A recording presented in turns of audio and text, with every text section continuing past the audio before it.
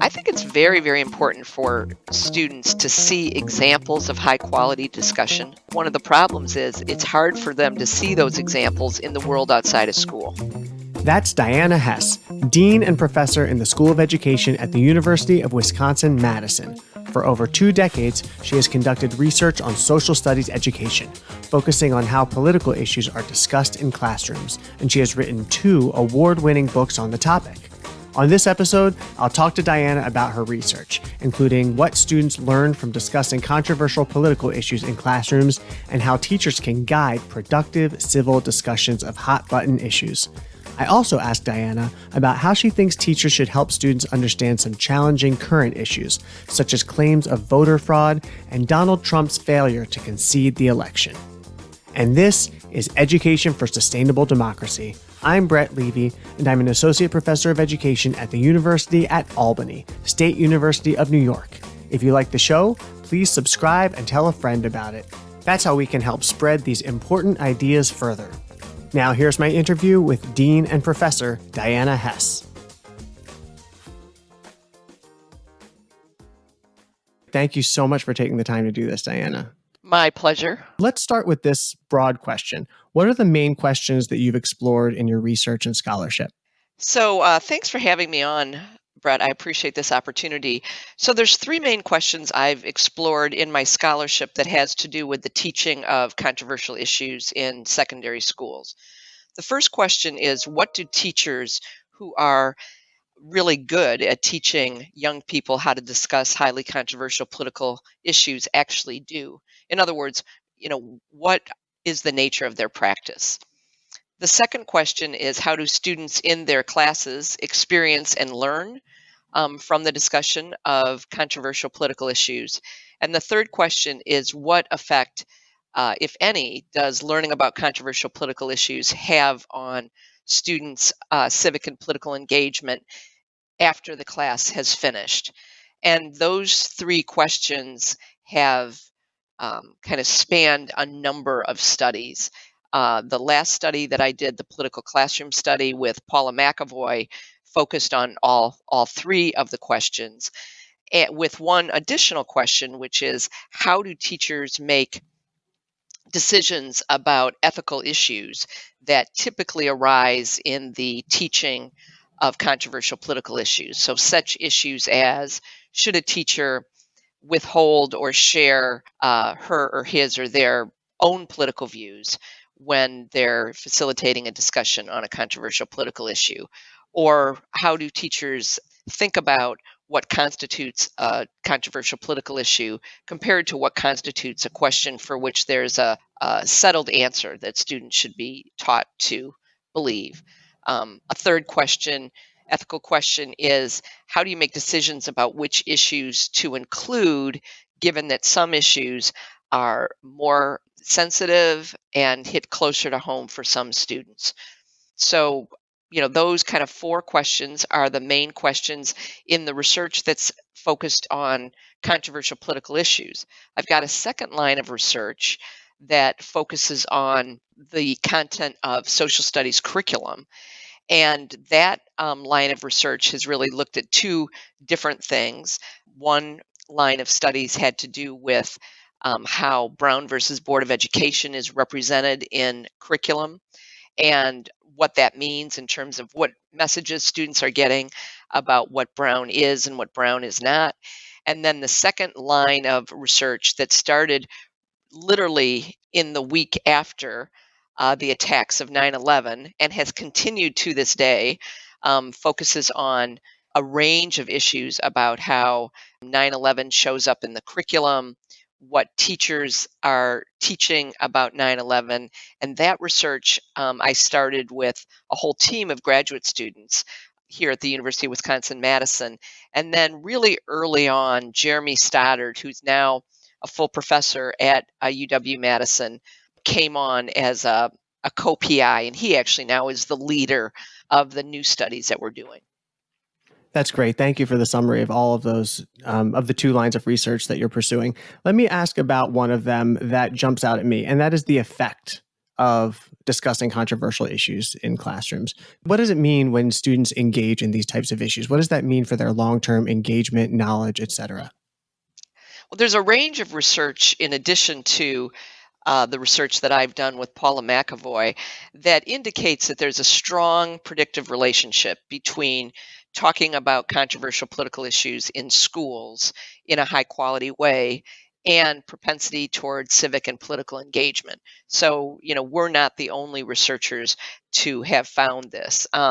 In our work, what we did was follow students. Out of beyond high school. So the original data was collected with students who were, for the most part, juniors and seniors in high school. And Hmm. then we followed them 2 and 4 years out.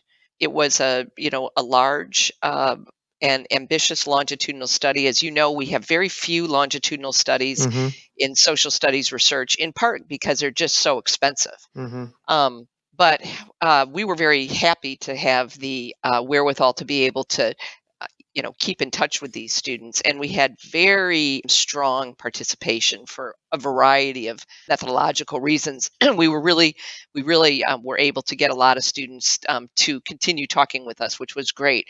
And what we learned was that students who were in classes where they had lots of high quality discussions of controversial political issues reported that they were more likely to be kind of attuned to the political world generally.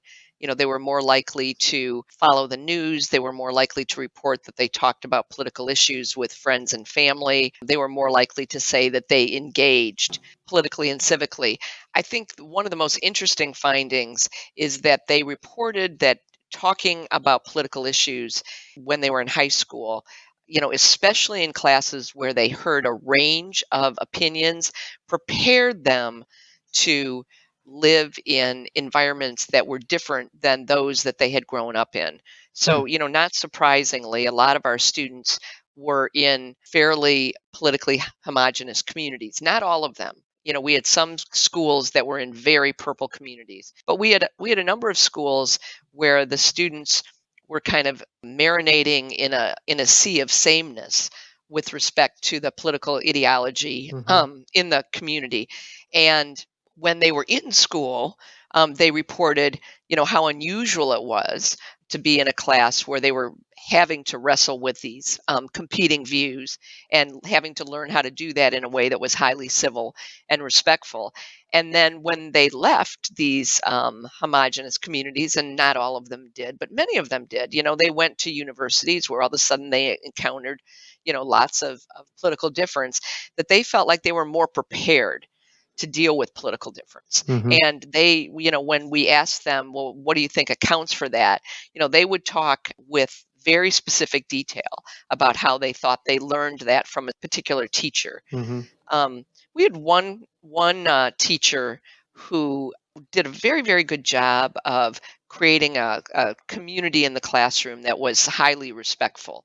And it was interesting that those students, 2 and 4 years after high school, referred to what happened in that class with we. They didn't talk about, Hmm. well, I learned this or I learned that, but we learned this and we learned that. Hmm. And I was really intrigued by that. So, we definitely, saw that there were some positive long-term effects. Now, obviously, this was, as large as this study was, we had 1,000 students who were in the original sample. It still wasn't as large or as representative as, a lot of the other research that's been done by Circle, Hmm. et cetera, that also shows, these strong connections between controversial political issues. I think part of it may be that controversial political issues discussions produce a big content win, that it's a really Hmm. good way for students to learn about how the political system works. One of the things that we know is that fluency with the political system predicts participation. Hmm. How do you define fluency? Political knowledge generally, understanding political issues and having the skills to learn how to understand issues that are new. Hmm. Um, Hmm. it's not like you have to be a total political nerd and, know every in and out of everything.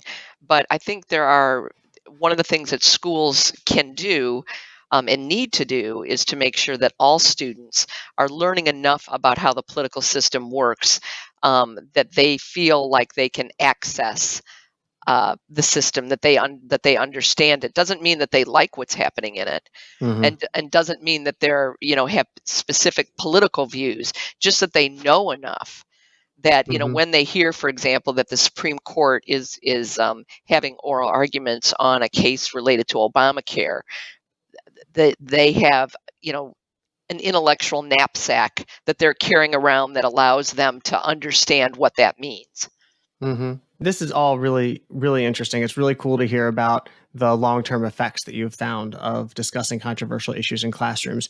You referred to one of your interviewees, or perhaps a group of interviewees, who referred back to a specific classroom and referred to the group that was learning together as we. And you said that that teacher created a nice learning community. This brings me to one of my other questions, which is how do you create that positive learning environment, especially at a time of a highly controversial election or other highly controversial events? What have you learned in your research about how to create a positive civil classroom environment that allows for a diversity of perspectives to be shared and heard with respect? One thing is that teachers who are able to create these open classroom climates focus very intensively, especially at the beginning of a class or the beginning of a course, on ensuring that students all get to know one another. Some relatively simple things like making sure that all students know and use one another's names. um, Mm-hmm. it's not just a tell. In other words, it's not just an indication to us that something good is happening. It is good in its own right. um, I think it's important to establish classroom norms. Some teachers do that with students, and some teachers have a set of norms that they use every year and they just teach them to students. They tend to be not long lists, because we know that long lists of norms get kind of ignored. One teacher in the first study I did had only one norm, which was respect. Mm-hmm. And the students spent, the whole semester trying to figure out, kind of what that meant. But, Mm-hmm. having strong classroom norms around, how we talk to one another, I think is really important. I think the teacher can do a lot by modeling. Mm-hmm. Teachers who themselves promote and project a spirit of inquiry Mm-hmm. tend to signal to students that it's not just okay, but it's desirable that if we approach things with a spirit of inquiry. I think that teachers who are good at this have a range of different classroom discussion protocols or models that they use and that they teach students how to participate in, ranging from small group, very structured discussions like structured academic controversy, to larger group or different kinds of discussions. And I think that the very best teachers, and by best, I don't mean that they're the best people, but I mean that they're the most highly skilled at teaching controversial political issues, really have a strong and wide repertoire. I mean, they really know a lot about discussion, so much so that they're able to select, which discussion model is best for which outcomes that they're aiming for. So I think models really matter. That Mm-hmm. I think you're trying to teach students how to talk in specific ways, and I think the more that they understand about, what good talk looks like, the better. Mm-hmm. Mm-hmm. I think it's very, very important for students to see examples of high quality discussion. Mhm. And I think Mhm. one of the problems is that it's hard for them to see those examples in the world outside of school. Mhm. Because, if you have been watching the news, like, I have been and everybody has been, we're not seeing any examples for the most part of high quality discussion. And, we're seeing, in fact, the very opposite: people interrupting one another, a lot of attacking, a lot of ideologically framed advocacy, but not a lot of real analysis of difference. And so teachers have to come up with ways of providing those models. My favorite example of this is this wonderful middle school teacher.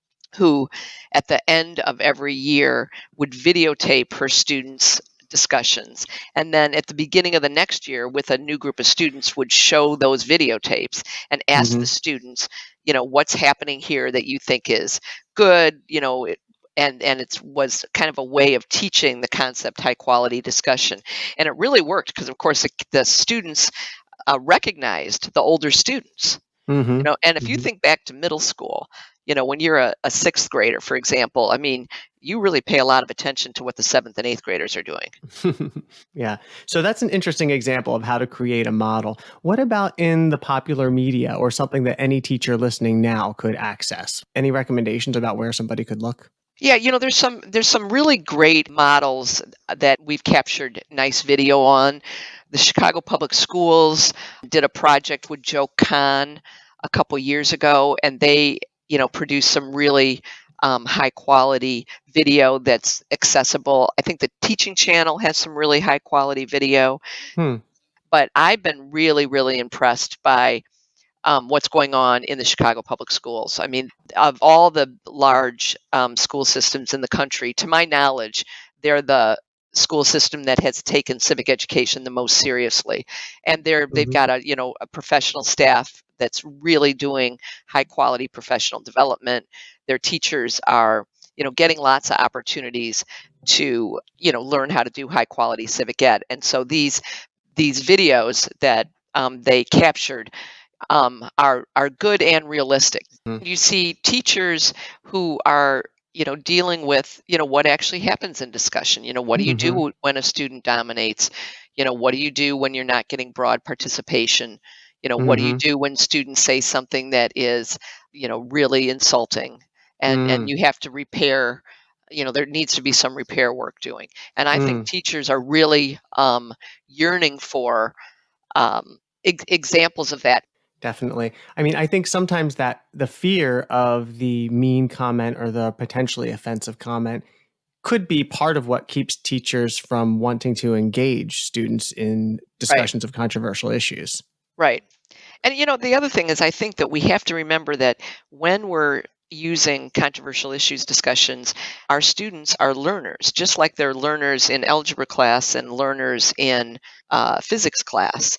And they don't come to us with the skills that we're trying to build. I mean, they come with some of them, but the point is that we're trying to teach them how to both participate in a high quality way in discussions and to learn from discussions. So it's we often call this teaching with and for discussion.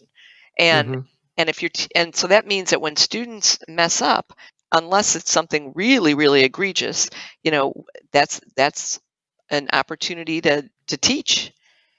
Hmm. So I think one of the concerns that I have is that I think sometimes we our expectations are really high, unrealistically so.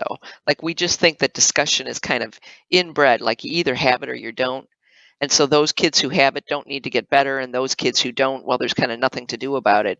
And with the studies that I've done with Paula and otherwise, that is exactly the opposite of what these really effective teachers do. They believe that discussion is a skill that can be Hmm. taught in the same way that writing can be taught. Hmm. Hmm. Absolutely. I think one of the big mistakes we make is we don't start early enough with teaching young people how to discuss generally, notwithstanding how to discuss controversial issues. And so I think a lot of students are coming into, high school without the experience that they really needed to have earlier, which is why I'm really a big fan of, you know, civic education in elementary school, civic education in middle school. So, you know, that it's students have time to develop this over time. Um, but given the reality that many students have not had those experiences, I think it's really important for teachers to start with discussion models where the attributes of high quality discussion are embedded in the model. So, for example, structured academic controversy has a number of attributes embedded in it that are really good. So, for example, it's impossible to do that form of discussion without all students talking, right? It Mm-hmm. demands Mm-hmm. 100% participation. Mm-hmm. And it also gives students the opportunity to investigate and think about arguments about an issue that are not necessarily the ones that they come into the discussion holding a priori, because Mm-hmm. they're going to be presenting arguments on, quote, both sides. And I think it's important to remember that a lot of students do not have, it's not like students don't have opinions. They certainly do, and some of Mm-hmm. them, some of the opinions are incredibly well informed. But there are a lot of issues that are really important to engage students in talking about that, likely students don't have an a priori opinion about. Either the Mm-hmm. issue is too complex, they just need to learn about it before they can think about what they think about it, Mm-hmm. um, or they just haven't thought about it before. Mm-hmm. So, I don't think we should assume that students come in, with hard and firm um, stances on issues. But I think really using models that require students to do things that will um, lead to high quality analysis, it is a good step in the right direction. I don't think it's a good idea to have the very first discussion be something that is the most controversial issue that could possibly be talked about.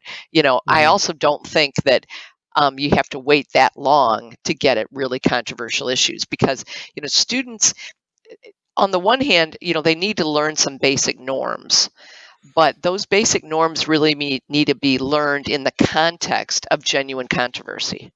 Mm-hmm. So I think a Mm-hmm. lot of people believe you can have discussions on things that students, really don't care at all about, and they'll learn skills that will then transfer to the questions that they really do care a lot about. And Mm-hmm. there may be some truth to that. This is one of the things that we really don't have enough research on. Mm-hmm. We don't have a good understanding of how students build skills and how they transfer. But Mm-hmm.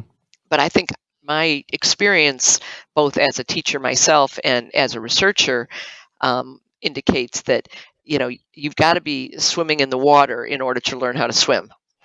Mm-hmm. Mm-hmm. So it sounds like what you're recommending is starting with protocols, Right. and the structured academic controversy model is full of different types of protocols. Right, and there's others too. The public issues model, I think is really an excellent model, because it teaches students about the difference between different kinds of evidence. Like, what's the difference between empirical evidence that you would bring to bear and evidence that is value-laden evidence, like, we shouldn't do this because it's a violation of justice. And then a student says, well, what do you mean by justice? And then you have that discussion, which is Mm-hmm. different than, what do we know from research about the relationship between recidivism and certain things that are done in the criminal justice system. So, for Mm-hmm. example, if people in the criminal justice system are provided high quality opportunities for education, does that have a dramatic difference on recidivism? And Mm-hmm. that's a question that it needs to be answered empirically, right? We either Mm-hmm. know the answer to that question or could know the answer to that question. And I Mm-hmm. think most controversial political issues, there are a lot of different kinds of questions and different types of evidence that we would want to use to really have a fulsome discussion. And I think that Mm-hmm. it's important to help students understand the difference between um, different kinds of evidence. Mm-hmm. Great. So this has been a pretty unusual election season due to the nature of the candidates, but also the methods of voting, unsubstantiated claims about voter fraud, and the lack of a clear concession. Some teachers are hesitant to bring up the election and its lingering controversies. What would you say to these teachers? I mean, this is a big story, and it's really important.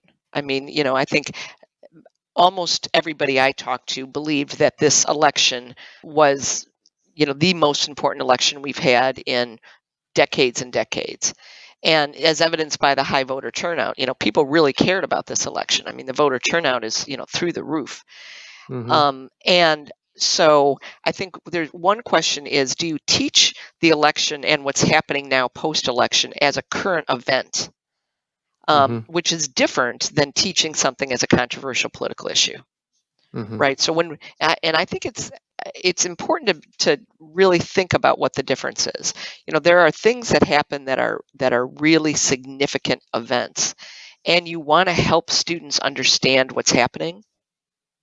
And it's hard to help students understand what's happening because sometimes we don't really understand what's happening, right? Like I remember, when I was teaching a social studies methods class, when 9/11 occurred, we were scheduled to have methods class that night, and I was going to cancel it. And I got all these calls from students who were student teaching saying, "Don't cancel it, please. We have to figure out what to do about this, how to teach this."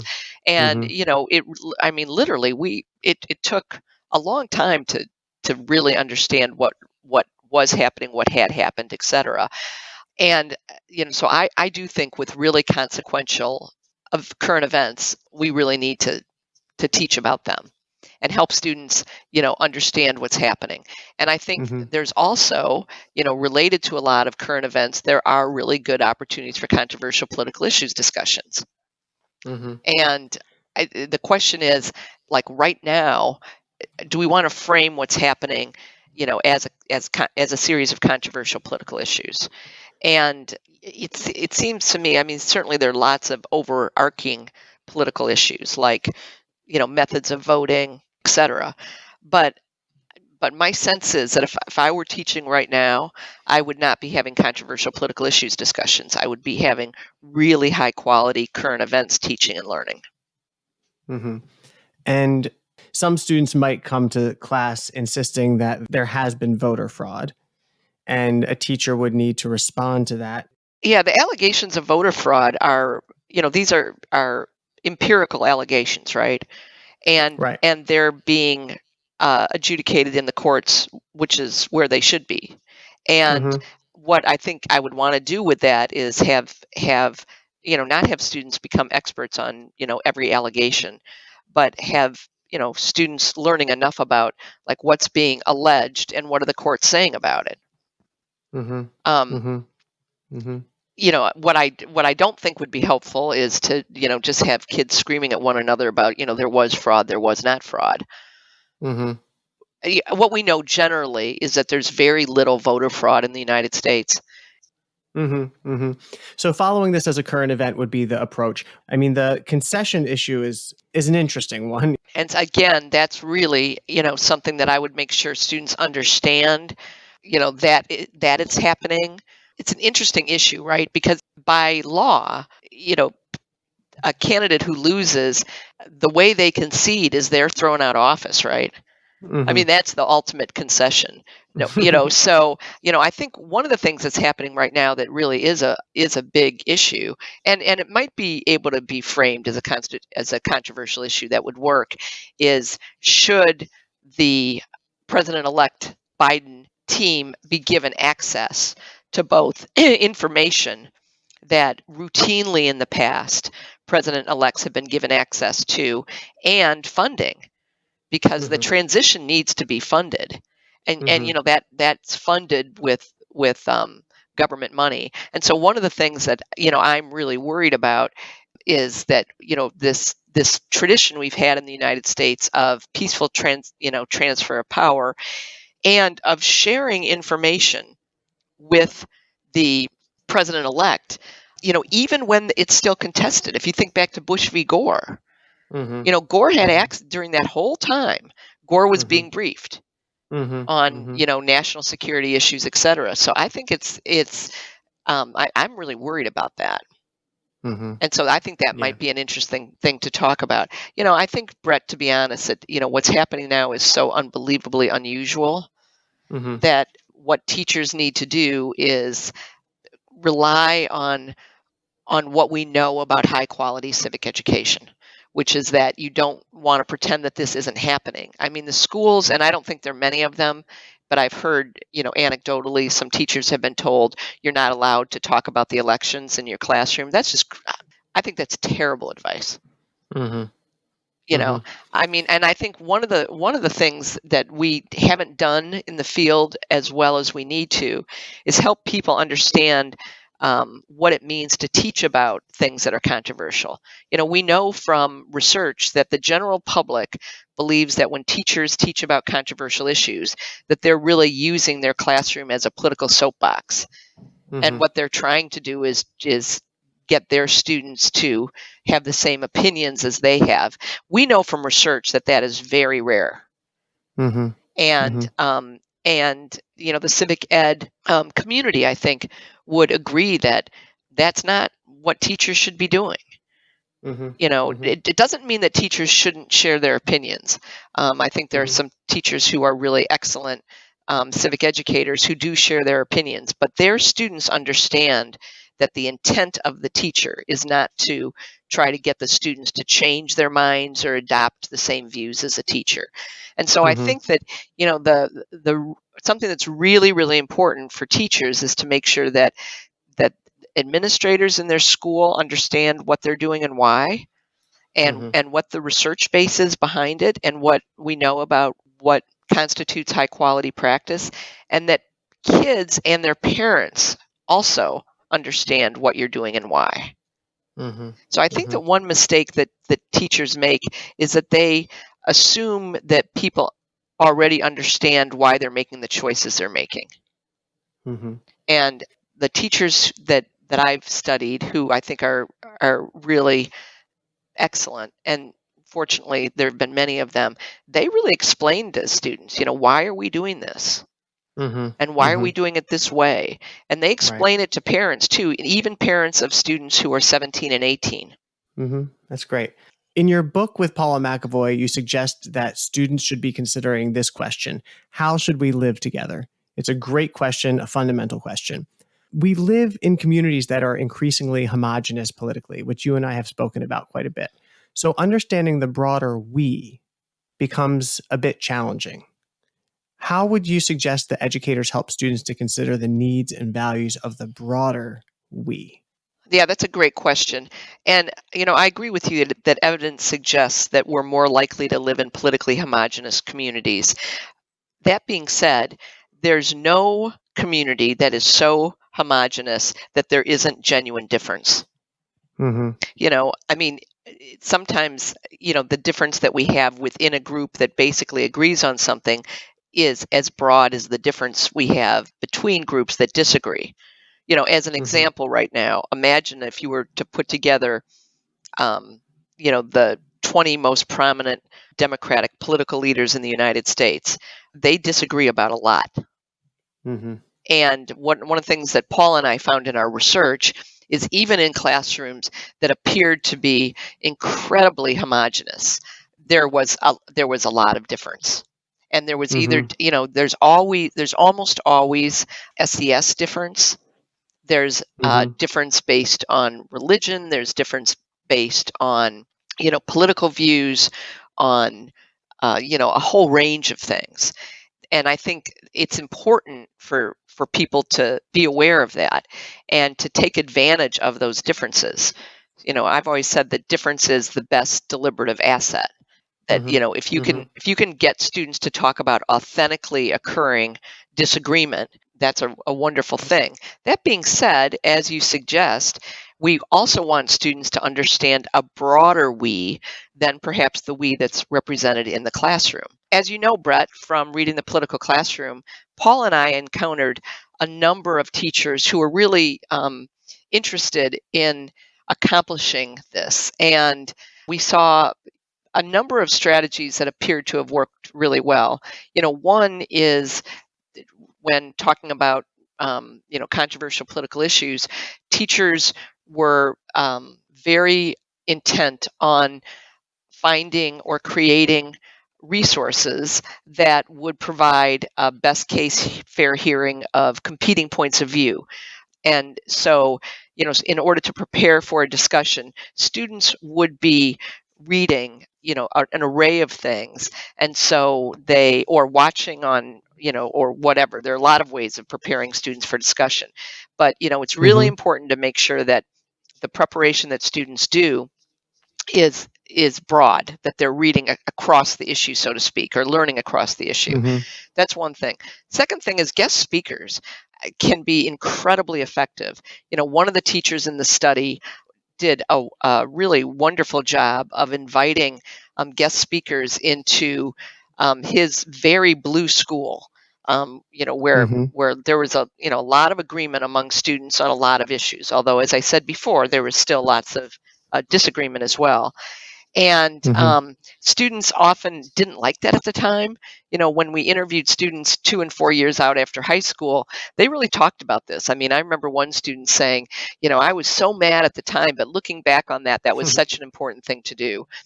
A third thing we Mm-hmm. saw was that there are a lot of opportunities for students from different schools to get together, either virtually or face to face. Mm-hmm. There's the Choices for the 21st Century program at Brown University that has run forums all over the country. One of the things, especially now with technology, that we're able to do, I think, more easily than we've been in the past, is getting students to talk with people who have genuinely differing views. And I think that that's in some ways the best way to teach about the broader we. But I want to be careful here to say that this is not easy. If this were easy, Mm-hmm. we wouldn't have the situation we have now in the United States. I do think that this degree of polarization is really dangerous and really dramatic. I mean, one of the things that Paula McAvoy has advocated and has actually come up with good resources for is the need to really teach students about political polarization, what it is, Mm-hmm. what caused it, what its effects are, because students need to understand the political climate that they are in. So Yes. I think it is really important for teachers to try to help their students learn about people and views that are different from their own.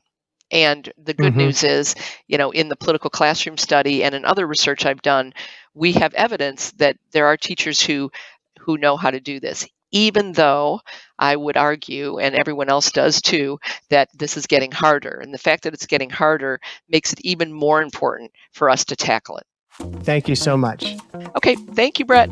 That was Diana Hess, Dean and Professor in the School of Education at the University of Wisconsin-Madison. Her books include Controversy in the Classroom, The Democratic Power of Discussion, and The Political Classroom, Evidence and Ethics in Democratic Education, which was co-authored with Paula McAvoy.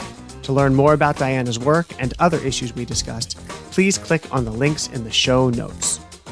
And this is Education for Sustainable Democracy. I'm Brett Levy. To learn more about the show and to check out other episodes, please visit www.esdpodcast.org. This is a new show, so if you like it, please subscribe and help us spread the word by letting your friends know about it. You can share a link to the show through email, text, or social media.